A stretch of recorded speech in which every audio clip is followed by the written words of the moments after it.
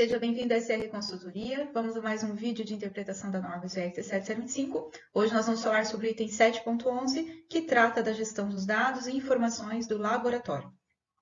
O requisito 7.11 ele vai trazer, então, uma sistemática, a forma de atender o gerenciamento tanto das informações como dos dados, da transferência de dados, e de todas as particularidades aí nessa questão de comunicação de dados. Primeiramente, ele vai estabelecer aí dois locais, os quais, esse requisito ele precisa ser cumprido, Então, tanto nas atividades internas ao laboratório, quanto em atividades externas ao laboratório. Nós tratamos nos itens anteriores, quando a gente falou do escopo do laboratório, como que se dá, como se monta o escopo do laboratório, quais os tipos de escopo de laboratório que podem entrar nessa questão aqui de acreditação da 1705. Então, nós sabemos que pode haver subcontratação, de ensaios ou de calibração, de amostragem também. Todos esses casos, primeiramente para todas essas atividades, esse item se aplica, tanto a amostragem, ensaios ou calibração. E tanto nos ambientes internos, ou seja, aqueles que estão sob o controle do laboratório, que são realizados dentro das unidades pertencentes ao laboratório,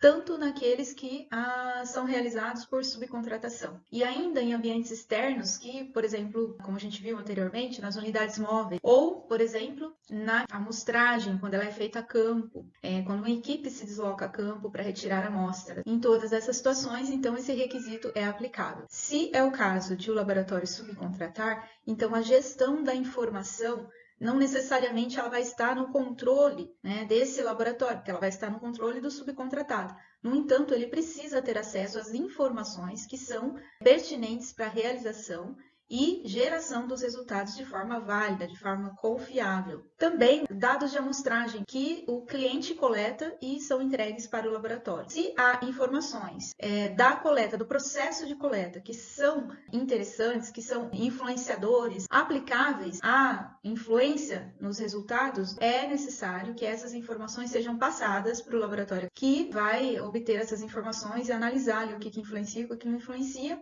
e utilizá-las ou não nesse. Mas essas informações, o laboratório precisa ter acesso a elas. E também aos meios de aplicação, Então, tanto no meio digital, virtual, em arquivos físicos, online ou remoto. Então, hoje em dia, com toda essa tecnologia que nós temos, tem várias situações, por exemplo, um treinamento ele pode acontecer de forma remota, ou de forma online, no presencial ou em plataformas EAD dentro da organização ou ainda fora. Então, estou dando esse exemplo aqui, mas tem vários outros, reuniões, por exemplo, que acontecem nesse ambiente remoto. E esses registros, essas informações, inclusive evidências, que servem como evidências desse processo, devem, então, ser tratados por esse item. Bom, virtual, a gente tem hoje o evento das nuvens, A questão virtual também, hoje nós temos os eventos das nuvens, onde muitas organizações, a maioria das organizações hoje já guardam seus dados em nuvem, não somente no servidor interno, Então, pode ocorrer tanto no servidor interno quanto na nuvem. Tem outras formas também de guarda, os backups, por exemplo, que muitos ainda fazem por meio físico e guardam ainda em meio físico, também devem ser levados em consideração nessa situação aqui. Os dados, tanto digitais como arquivos manuscritos, em meio físico, também são aplicáveis a esse requisito. Bom, nós temos toda essa gama, então, de informação e de dados para manusear, E esse requisito, ele vem aí ajudar, o laboratório a se organizar, tanto para questões de segurança desses dados, quanto para questões também lá do item 4.2 de confidencialidade, também com relação às informações confidenciais da empresa. A questão também de proteção desses dados, Então, tudo isso é levado em consideração aqui e é tratado nesse requisito da norma. Com relação aos dados, o que deve ser levado em consideração, então, no cuidado aí de atendimento desse requisito? Quanto à questão de coleta, processamento, registro, relato, o armazenamento ou a recuperação de dados. Também a sua transcrição, cuidado na transcrição desses dados e proteção com relação à integridade desses dados. Então, todas essas etapas aqui, elas devem ser levadas em consideração E deve haver, depois eu vou falar um pouquinho mais sobre isso, uma sistemática estabelecida de como isso vai se dar. Como que você vai realizar a coleta desses dados, em meio digital, em arquivo físico. Isso tudo deve ser estabelecido, né? O processamento dos dados, né? Em que plataforma que eu vou processar, uma planilha, por exemplo, de controle, ela vai ser uma planilha Excel, qual software que eu vou utilizar para processar esses dados, né? Tanto os dados gerais ali de realização dos ensaios, quanto os softwares, né, que são utilizados também para gerar esses resultados. Com relação a informações, então, informação, né, entende-se que é o dado já estruturado. Então, uma informação, né, é um dado estruturado. Com relação, então, às informações que, né, o laboratório gera de suas atividades, devem haver, então, autorizações nas liberações, nas análises críticas, quem faz o quê, como sempre eu coloco aqui em todos os processos, né? Aqui também, né? De quem são as autorizações, quem tem, por exemplo, autorização de acesso àquela pasta, aquele arquivo, aquele documento, né? Quem tem autorização da transferência desses dados, quem tem autorização, por exemplo, para coleta dessa informação, desses dados, né? Quem tem autorização da distribuição desses dados, né? Então, ó, autorizações, acessos, né? Formas de acesso, autorizações de acesso e aí vai, né?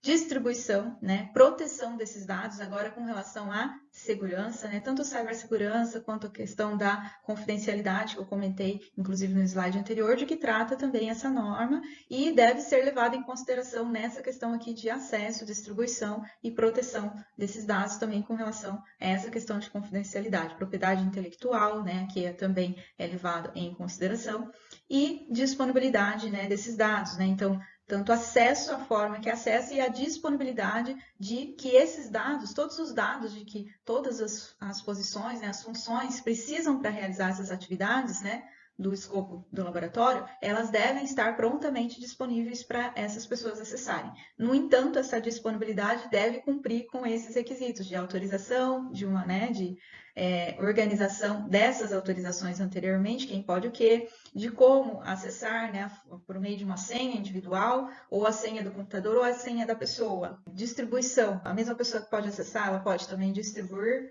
né, esses dados, essas informações, e a proteção, né, quem é o responsável por proteger esses dados, né? E também, gente, eu quero colocar aqui, tem a questão hoje, né, do laboratório, não é um assunto da norma, que a norma trata, né, mas dentro desse requisito, entra as questões também de LGPD, a lei, desculpe, que está valendo desde 2018. Então, como essa lei está valendo já, as questões aqui de transmissão de dados, de acesso, de distribuição, também, né, pensar nessa questão. Eu só estou colocando isso aqui como um adendo, porque é um assunto novo, né, para essa norma, né, porque a gente trabalha com isso em outros contextos, né, que realmente deve ser cumprido.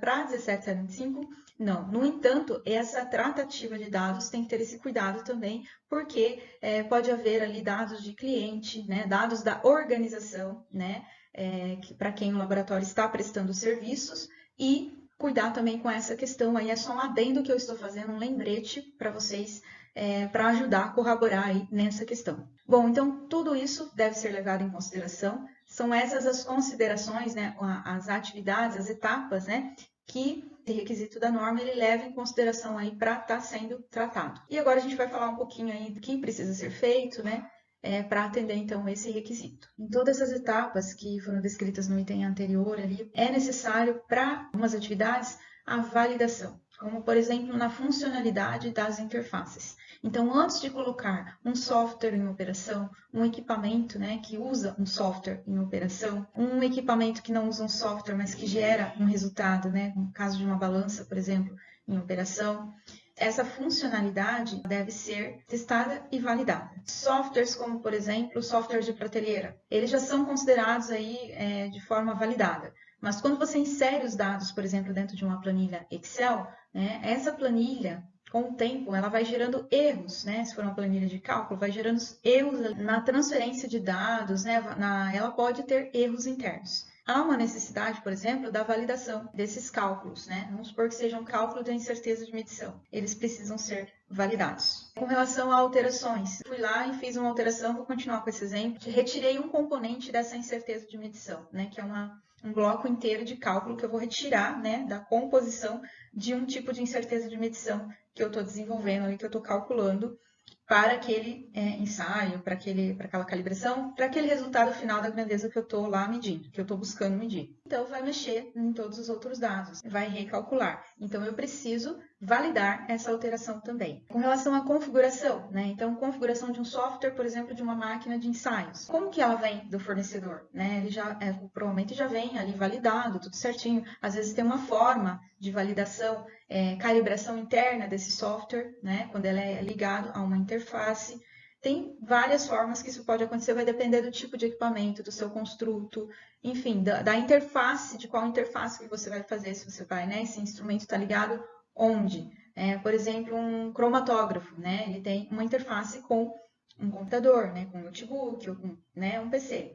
Ele tem ali uma interface. Então, essa validação, ela precisa ocorrer antes de você começar a gerar resultados nesse sistema de medição. Correções, né, que você precisa fazer, né, como, por exemplo, numa planilha Excel, que você vai ali arredondar as casas, né, então ter o cuidado aí, a questão também de cuidado no manuseio, né, eu não coloquei ele atrás, mas eu coloquei como transferência de dados, né, então no manuseio desses dados, né, esse cuidado também. E também nos arquivos físicos, que é registros aí que você pode gerar de forma manuscrita, por exemplo, se eu erro, né, errou ali um dado, como que eu faço para corrigir? Ou eu preciso não tem ementa, não tem uma errata, eu preciso substituir todos os valores ali para um novo arquivo. Ou eu posso fazer uma errata ali, eu preciso rubricar qual que é a sistemática que eu vou utilizar para atender. Então, é preciso estabelecer uma sistemática válida, né? E validar, colocar isso numa documentação, né? E aprovar para que isso se torne válido, que as funções entendam como que deve ser realizado quando aquilo acontecer. Bom, são alguns exemplos que eu estou colocando aqui, mas tem várias situações. Dados estatísticos que vão utilizar, enfim, tem uma infinidade aí de manuseio de dados, né? De informações que o laboratório vai realizar no processo de atendimento dos serviços dele.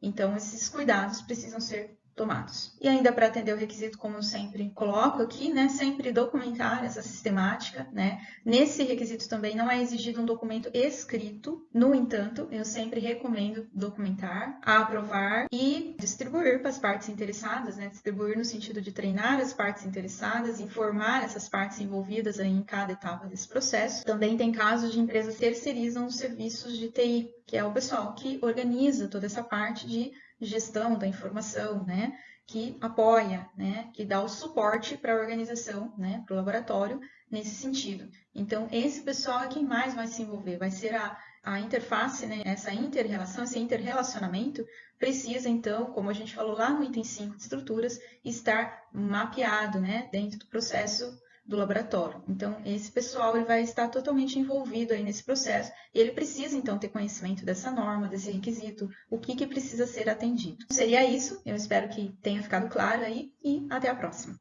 No próximo vídeo, nós iniciaremos os requisitos gerenciais, é o item 8 da norma ISO IEC 7025. Curta, comente, compartilhe nossos vídeos e continue recebendo mais dos nossos conteúdos.